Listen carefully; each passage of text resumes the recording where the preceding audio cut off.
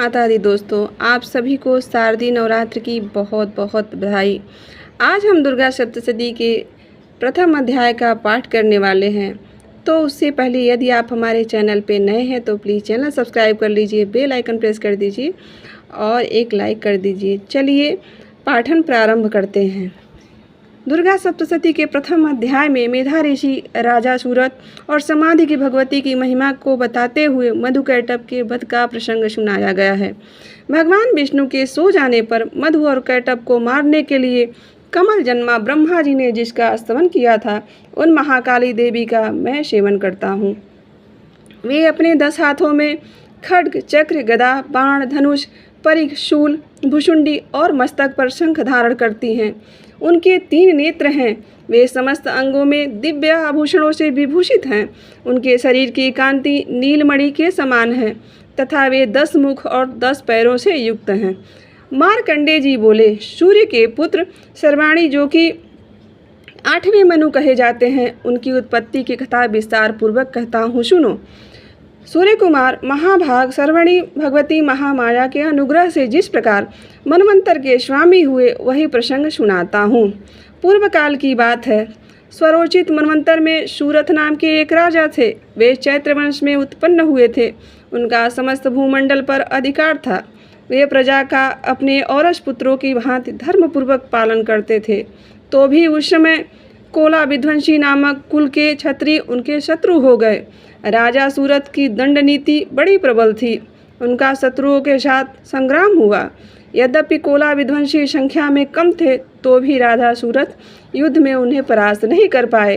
तब ये युद्ध भूमि से अपने नगर को लौट आए और केवल अपने राज्य के राजा होकर रहने लगे।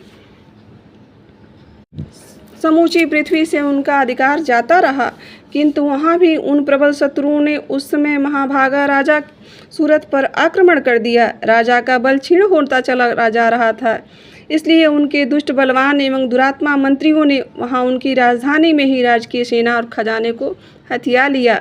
सूरत का प्रभुत्व नष्ट हो चुका था, इसलिए वे शिकार खेलने के बहाने घोड़े पर सवार होकर वहाँ से अकेले ही एक घने जंगल में चले गए। वहाँ उन्होंने विप्रवर मेधा मुनि का आश्रम देखा, जहाँ कितने ही हिंसक जीव अपनी स्वाभाविक हिंसा वृत्ति को छोड़कर परम शांत भाव से रहते थे। मुनि के बहुत से शिष्य उस वन की शोभा बढ़ा रहे थे।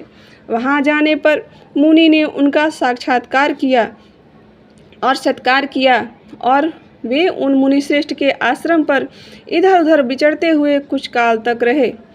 फिर ममता से अधिकृष्टित होकर वहाँ इस प्रकार चिंता करने लगे, पूर्व काल में मेरे पूर्वजों ने जिसका पालन किया था, वही नगर आज मुझसे रहित है। पता नहीं मेरे दुराचारी मृतगण उसकी धर्मपूर्वक रक्षा करते हैं या नहीं। वो सदा मद की वर्षा करने वाला और शूरवीर था। वह मेरा प्रधान हाथी अब शत्रुओं के अधीन होकर न जाने किस भोगों को भोगता होगा। जो लोग मेरी कृपा, धन और भोजन पाने से सदा मेरे पीछे पीछे चलते थे, वे निश्चित ही अब दूसरे राजाओं का अनुसरण करते होंगे। उन अपव्ययी लोगों के द्वारा सदा खर्च होते रहने के कारण अत्यंत कष्ट से जमा किया हुआ मेरा वह खजाना खाली हो जाएगा। ये तथा और भी कई बातें राजा सूरत निरंतर सोचते रहते थे। एक दिन उन्होंने वहाँ विप्रवर मेधा के आश्रम के निकट एक वैश्य को देखा और उससे पूछा, भाई तुम कौन हो? यहाँ तुम्हारे आने का क्या कारण है? तुम क्यों शोकग्रस्त और अनमने से दिखाई देते हो? राजा सूरत का यह प्रेम पूर्वक कहा हुआ वचन सुनकर वैश्य ने विनीत भाव से उन्हें प्रणाम करके कहा। वैश्य बोला, राजन, मैं धनियों के कुल में उत्पन्न एक वैश्य हूँ। मेरा नाम समाधि है। मेरे दुष्ट पुत्रों स्त्री ने धन के लोभ में मुझे घर से बाहर निकाल दिया। मैं इस समय धन, स्त्री और पुत्रों से वंचित हूँ। मेरे विश्वसनीय बंधुओं ने मेरा ही धन लेकर मुझे दूर कर दिया, इसलिए दुखी होकर मैं वन में चला आया हूँ। यहाँ रहकर मैं इस बात को नहीं जानता कि मेरे पुत्रों, मेरी स्त्री और स्वजन कुशल हैं कि नहीं हैं। इस समय घर में वे किस प्रकार से रह रहे हैं। वे मेरे पुत्र कैसे हैं? क्या वे सदाचारी हैं अथवा दुराचारी हो गए हैं? राजा ने पूछा, जिन लोभी स्त्री पुत्र आदि ने धन के कारण तुम्हें घर से निकाल दिया। उनके प्रति तुम्हारी चिंता में इतना स्नेह का बंधन क्यों है? वैश्य बोला, आप मेरे विषय में जैसी बातें कहते हैं वह सब ठीक है, किंतु क्या करूं, मेरा मन निष्ठुरता नहीं धारण करता। जिन्होंने धन के लोभ में पड़कर पिता के प्रति स्नेह, पति के प्रति प्रेम तथा आत्मीजन के प्रति अनुराग को तिलांजलि दे मुझे घर से निकाल दिया, उन्हीं के प्रति मेरे हृदय में इतना स्नेह है। महामते, गुणहीन बंधुओं के प्रति भी जो मेरा चिंता इस प्रकार प्रेम मग्न हो रहा है, यह क्या है? इस बात को मैं जानकर भी नहीं जान पाता। उनके लिए जो लंबी सांसें ले रहा हूँ और मेरा हृदय अत्यंत दुखित हो रहा है। जिनके लिए मैं इतना दुखी हो रहा हूँ उन लोगों में प्रेम का सर्वथा अभाव है, तो भी उनके प्रति जो मेरा मन निष्ठुर नहीं हो पाता है, उसके लिए क्या करूँ? मार्कंडेय जी कहते हैं कि ब्राह्मण तदंतर राजाओं में श्रेष्ठ सुरथ और वह समाधि नामक वैश्य दोनों साथ साथ मेधा मुनि की सेवा में उपस्थित हुए और उनके साथ यथा योग्य न्यायाकुल विनयपूर्वक बर्ताव करने लगे। तत्पश्चात वैश्य और राजा के कुछ वार्तालाप प्रिय आरंभ किया। राजा ने कहा, भगवन, मैं आपसे एक बात पूछना चाहता हूँ, उसे बताइए। मेरा चित्त अपने अधीन न होने के कारण वह बात मेरे मन को बहुत दुखी होती है, मेरे दुख देती है। जो राज्य मेरे हाथ से चला गया उससे और उससे संपूर्ण अंगों में मेरी ममता बनी हुई है। मुनि श्रेष्ठ, यह जानते हुए भी कि अब वह मेरा राज्य नहीं है, अज्ञानी की बात मुझे उसके लिए दुख क्यों होता है? यह क्या है? इधर यह वैश्य भी घर से अपमानित होकर आया है, उसके पुत्र स्त्री और भृत्यों ये सभी छोड़ दिया है, सभी उसको छोड़ दिया है, सभी स्वजनों ने उसका परित्याग कर दिया है, तो भी यह उनके प्रति अत्यंत हार्दिक स्नेह रखता है। इस प्रकार यह तथा मैं दोनों ही बहुत दुखी हैं। जिसमें प्रत्यक्ष दोष देखा गया है उस विषय के लिए भी हमारे मन में ममता जनित आकर्षण पैदा हो रहा है। महाभाग, हम दोनों समझदार हैं, तो भी हमें जो मोह पैदा हुआ है यह क्या है? विवेक शून्य पुरुष की भांति मुझ में और इसमें भी एक मूढ़ता प्रत्यक्ष दिखाई देती है। ऋषि बोले, हे महाभाग, विषय मार्ग का ज्ञान सब जीवों को है, इसी प्रकार विषय भी सबके लिए अलग अलग है। कुछ प्राणी दिन में नहीं देखते और दूसरे रात में नहीं देखते। क्या कुछ जीव ऐसे हैं जो दिन और रात्रि में भी बराबर ही देखते हैं? यह ठीक है कि मनुष्य समझदार होते हैं, किंतु केवल वे भी ऐसे नहीं होते। पशु पक्षी और मृग आदि सभी प्राणी समझदार होते हैं। मनुष्यों की समझ भी वैसी ही होती है जैसे उन मृग और पक्षियों की होती है, तथा जैसे मनुष्यों की होती है वैसे ही उन मृग पक्षियों आदि की होती है। यह तथा अन्य बातें भी प्रायः दोनों में समान ही है। समझ होने पर भी इन पक्षियों को तो देखो, ये स्वयं भूख से पीड़ित होते हुए भी मोहवश बच्चों को चोंच में दाने दबाकर और लाकर उन्हें डाल रहे हैं। नरश्रेष्ठ, क्या तुम नहीं देखते कि ये मनुष्य समझदार होते हुए भी लोभवश अपने किए हुए उपकार का बदला पाने के लिए पुत्रों की अभिलाषा करता है? यद्यपि उन सब में समझ की कमी नहीं है, तथापि वे संसार की स्थिति, जन्म मरण की परंपरा बनाए रखने वाली भगवती महामाया के प्रभाव द्वारा ममतामय भंवर में युक्त मोह के गहरे गर्त में गिराए गए हैं। इसलिए इसमें आश्चर्य नहीं करना चाहिए। जगदीश्वर भगवान विष्णु की योग निद्रा रूपा जो भगवती महामाया हैं, उन्हीं से यह जगत मोहित हो रहा है। वे भगवती महामाया देवी ज्ञानियों के भी चित्त को बलपूर्वक खींचकर मोह में डाल देती हैं। वे भी संपूर्ण चराचर जगत की सृष्टि करती हैं तथा वे ही प्रसन्न होकर मनुष्यों को मुक्ति के लिए वरदान देती हैं। वे ही पराविद्या, संसार बंधन और मोक्ष की हेतु भूता सनातनी देवी तथा संपूर्ण ईश्वर की अधीश्वरी हैं। राजा ने पूछा, भगवान, जिन्हें आप महामाया कहते हैं वे देवी कौन हैं? ब्राह्मण, उनका आविर्भाव कैसे हुआ तथा उनके चरित्र कौन कौन से हैं?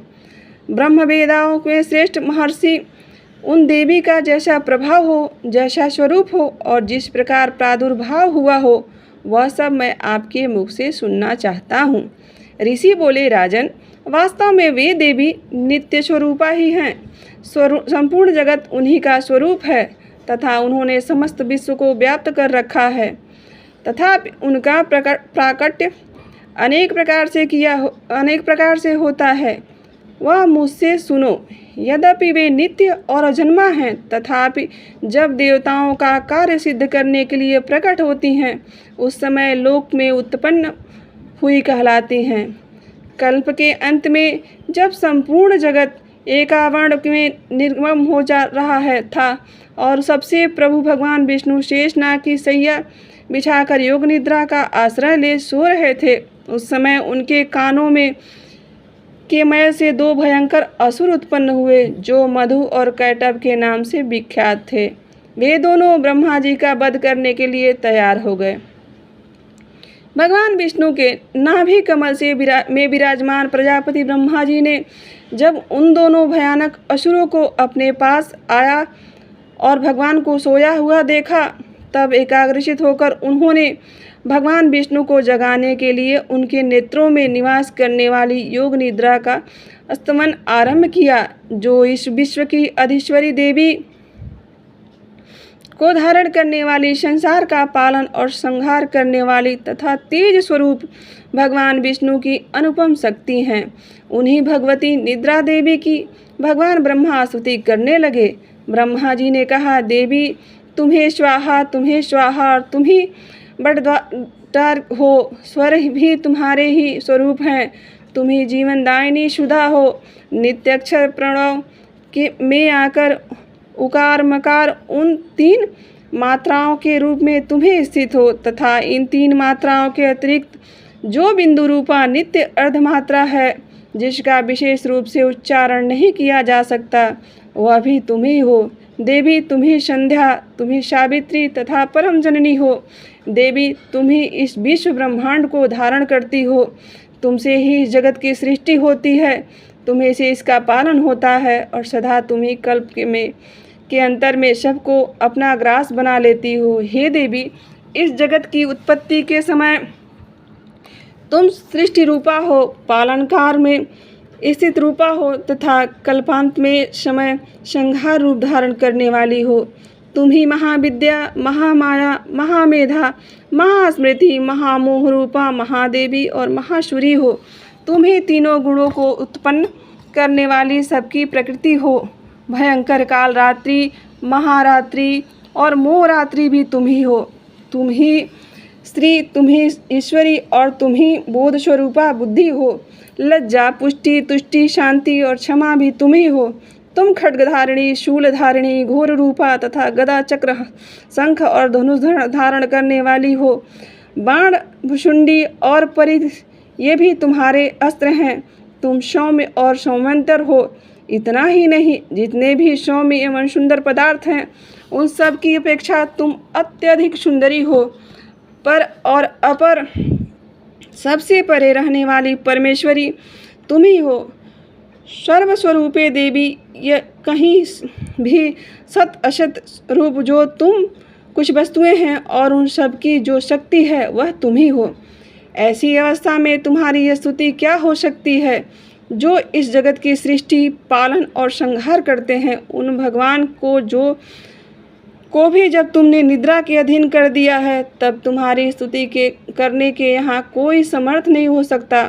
मुझको, भगवान शंकर को, यहाँ भगवान विष्णु को भी तुमने ही शरीर धारण कराया है, अतः तुम्हारी स्तुति करने की शक्ति किसमें है? देवी, तुम तो अपने इन उद्धार प्रभावों से ही प्रशंसित हो। ये जो दोनों असुर मधु और कैटभ हैं, इनको मुंह में डाल दो और जगदीश्वर भगवान विष्णु को शीघ्र ही जगा दो। साथ ही इनके भीतर इन दोनों महान असुरों को मार डालने की बुद्धि उत्पन्न कर दो। ऋषि कहते हैं, राजन, जब ब्रह्मा जी ने वहाँ मधु और कैटभ को मारने के उद्देश्य से भगवान विष्णु को जगाने के लिए तमोगुण की अधिष्ठात्री देवी योग निद्रा की इस तरह प्रकार स्तुति की, तब वे भगवान के नेत्र मुख, नासिका, बाहु, हृदय और वक्षस्थल से निकलकर ब्रह्मा जी के सृष्टि के समक्ष खड़ी हो गईं। योग निद्रा से युक्त होने पर जगत के स्वामी भगवान जनार्दन उस एकाग्र से जल से शेषनाग की सैया से जाग उठे। फिर उन्होंने उन दोनों असुरों को देखा।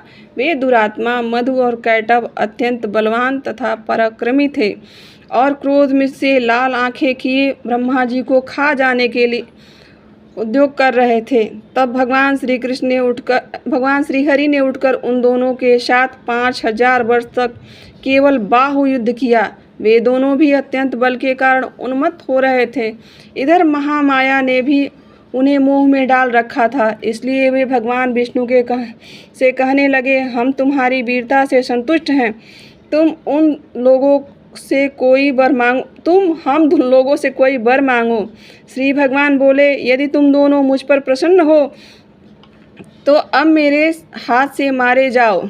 बस इतना सा ही मैंने वर मांगा है, यहाँ दूसरे किसी वर से क्या लेना।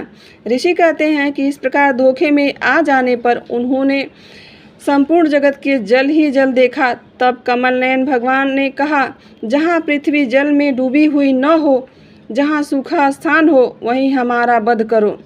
ऋषि कहते हैं, तब तथास्तु कहकर शंख चक्र और गदा धारण करने वाले भगवान श्री हरि विष्णु उन दोनों के मस्तक अपने जंघे पर रखकर चक्र से काट डाले। इस प्रकार ये देवी महामाया ब्रह्मा जी की स्तुति करने पर स्वयं प्रकट हुई थी। अब पुनः तुमसे इसके प्रभाव का वर्णन करता हूँ, सुनो। इस प्रकार मनवंतर मार्कंडेय पुराण में सर्वांगीण मनवंतर की कथा अंतर्गत देवी महात्म्य मधु कैटभ वध का नाम का पहला अध्याय समाप्त होता है। बोलो भगवती दुर्गा की जय। तो दोस्तों, आज का पहला अध्याय यही समाप्त होता है। अगर आपको कथा पसंद आई हो तो प्लीज़ हमारे चैनल से जुड़े। यहाँ तक बने रहने के लिए आप सभी का दिल से आभार। माँ भगवती सदैव आप पर कृपा दृष्टि बनाए रखें, आपका कल्याण करें। मिलते हैं कल दूसरे अध्याय के साथ। जय माता दी।